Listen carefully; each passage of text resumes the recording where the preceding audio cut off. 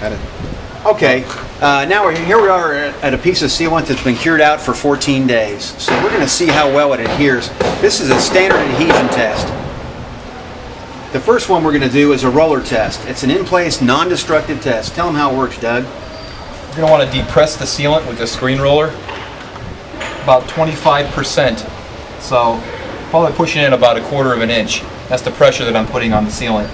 And after I depress it in, you're just going to roll the screen roller up and down the joint, and what you're looking for is any type of pinholes or separation in the sealant, which we're not seeing anything here.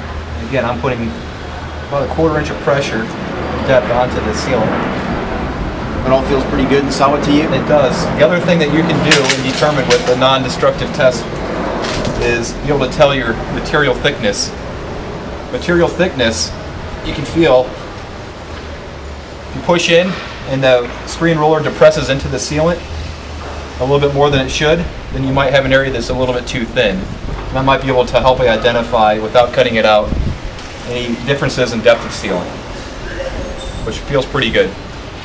Now for a destructive test, to see what the true shape is, you'll take a blade and run it down each side of the substrate. This is a pull tab test, or pull tail test. A pull tail test. We're taking the blade, running it down the joint face, enough to make a little handle 4 to 6 inches long.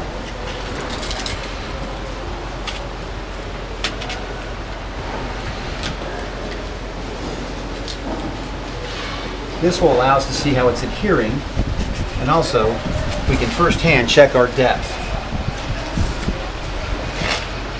Here we'll remove the sealant. We'll see if it's sticking. This sealant tore off before it failed in adhesion, so we have very good adhesion. It's a little less than a 1/2 inch wide and about 1/4 inch. It's deeper on one side than the other. And there is an area here that looks a little thin. Overall, it looks fairly consistent in thickness at about 1/4 of an inch. Little thin, but still about 1/4 of an inch, and it adheres very well. Backer rod looks evenly placed and consistent in depth.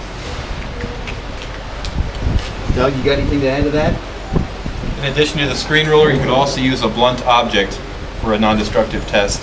You can even shave down the other side as long as it's blunt, and you can also use that as a test to see if you have any type of loss of adhesion on the two substrates. Nothing's coming off of the brick or the plaster. The screen roller method obviously is a much better tool because it allows you to do it more quickly, and you're able to test the entire length of the sealant as opposed to spot checking with a blunt tool. That is an ASTM approved test for sealant quality. Additionally, if you had concerns about the adhesion on two different sides, you could do a pull tab test where you cut the sealant from one side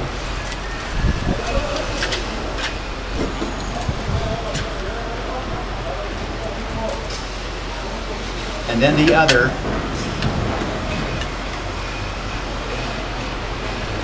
to see if you have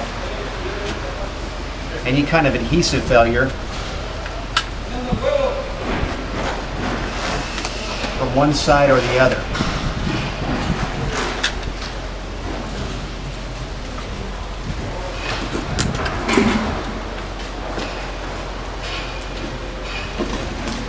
This is the pull tab test.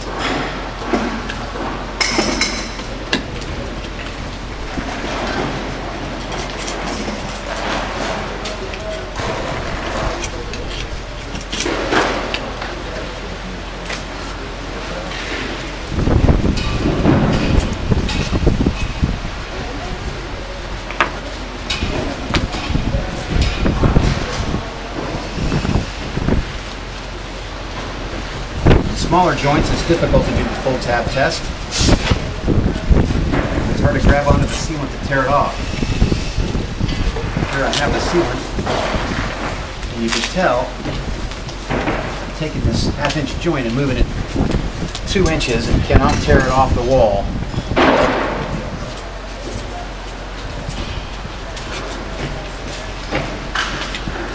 So it adheres very well to the brick side.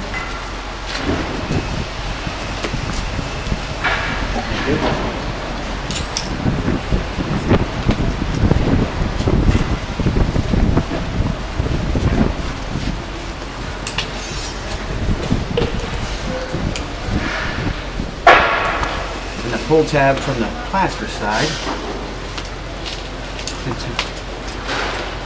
appears to give pretty good adhesion as well. Can't pull that off either.